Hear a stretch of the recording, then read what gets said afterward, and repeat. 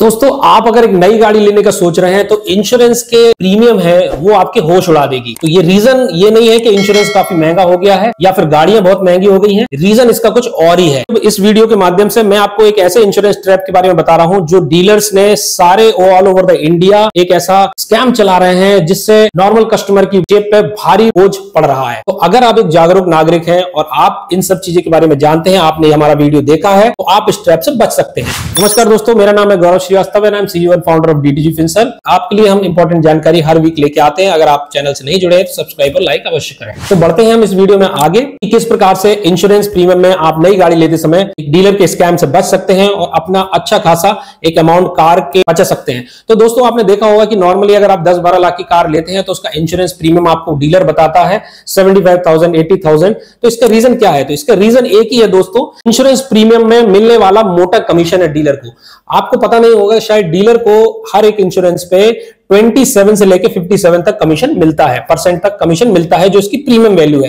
तो जिस प्रकार से जितना ज्यादा आपको डीलर जितना ज्यादा प्राइस में इंश्योरेंस देगा उतना ही मोटा कमीशन उसकी जेब में जाएगा। अब डीलर का गाड़ी बेचने पे जो कमीशन मिलता है, पे आउट मिलता है, उस सिर्फ से पेट नहीं भरता है, वो तरह तरह के आपको एडवांस बताता है और अलग अलग तरीके के एक्सटेंडेड वारंटी ये बताता है, ये वारंटी, ये एक्स्ट्रा कवरेज और इंश्योरेंस का आपको इतना पड़ेगा, ये पड़ेगा। अगर आप थोड़े जागरूक नागरिक भी हैं तो आप इस ट्रैप से बच सकते हैं। इस ट्रैप से बचने के लिए और गवर्नमेंट ने, IRDA ने भी बहुत सारी गाइडलाइन निकाली है। उन्होंने क्लियर इंस्ट्रक्शन दिए हैं कि जो डीलर्स हैं जिनको बोलते हैं हम MISP, जो इंश्योरेंस कंपनी अपने डीलर्स को असाइन करती है, जो एजेंसी प्रोवाइड करती है, उसको MISP बोलते हैं। MISP के लिए स्पेशली IRDA ने गाइडलाइंस निकाली है कि वो किसी भी प्रकार के इंश्योरेंस कंपनी के लिए उनकी चॉइस को हैम्पर नहीं कर सकते हैं कस्टमर्स की। वो अपनी चॉइस का इंश्योरेंस ले सकते हैं, लेकिन उनकी चॉइस को हैम्पर करा जा रहा है। अगर आप जागरूक नहीं हैं तो आप इस चीज का प्रे जरूर बनने के लिए तैयार रहिए।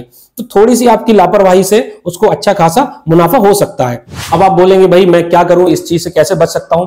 तो दोस्तों मैं सबसे पहले आपको बता रहा हूं कि आप जब भी डीलर के पास जाते हैं तो डीलर आपको एक सिंपल कैलकुलेशन बताता है, सर एक शोरूम प्राइस जितना हो गया, इंश्योरेंस 75% हो गया, ये हो गया और एक एडिशनली बोल देता है, सर अगर आप इन सब चीज हमसे लेते हैं, एक्सटेंडेड वारंटी लेते हैं, एक्सेसरीज लेते हैं 50,000 की, ये लेते हैं, वो लेते हैं, इन सब मिला के आपका प्राइस होता है सपोज 13 लाख रुपीस। अगर आप ये सारी चीज लेते हैं हमसे तो हम एक कॉर्पोरेट डिस्काउंट देंगे आपको 30,000 रुपीस का। तो 30,000, अब उसने इंश्योरेंस आप देखेंगे कि भाई 80,000 का लगाया, तो 80,000 का इंश्योरेंस लगाया, उसमें ऑलरेडी कॉर्पोरेट डिस्काउंट के नाम पे आपको बेवकूफ बनाया जा रहा है। आप बोलो भाई तुम हमें कॉर्पोरेट डिस्काउंट मत दो, हम तो इंश्योरेंस बाहर से ले लेंगे, ऑनलाइन ले लेंगे, कहीं से भी ले लेंगे। तो उसके देखिए रंग उड़ जाते हैं। वो बोलता है नहीं सर ये आपको डिस्काउंट नहीं मिलेगा। दोस्तों आप जो एक ऑन एन एवरेज हम एग्जांपल के माध्यम से समझते हैं, अगर कोई गाड़ी है 3XO है, इसका डीजल मॉडल पे हम बात करते हैं जिसका ऑन एन एवरेज एक शोरूम प्राइस 11,80,000 है, इसका इंश्योरेंस अगर हम देखें तो कितना होता है? तो डीलर आपको कोट करेगा हायर वाला, जिसकी प्रीमियम हायर है, जिस कंपनी पर डिस्काउंट नहीं है या फिर डिस्काउंट है भी तो वो डिस्काउंट हटा देता है, तो 80,000 करेगा। उसको आप गवर्नमेंट कंपनी से उसी शोरूम की मदद से या कहीं ऑनलाइन जाके किसी दूसरे एजेंट से आप उसको 30,000 रुपए तक सारे एडवांस के साथ ले सकते हैं। तो देखिए आपका 50,000 रुपया, दोस्तों 50,000 रुपए, उस 50,000 में आप अगले 3 साल तक उसी गाड़ी का इंश्योरेंस करा सकते हैं। यानी आगे की 3 साल की उसने आपकी इंश्योरेंस की प्रीमियम मार दी है, सिर्फ ये बोल के कॉर्पोरेट डिस्काउंट।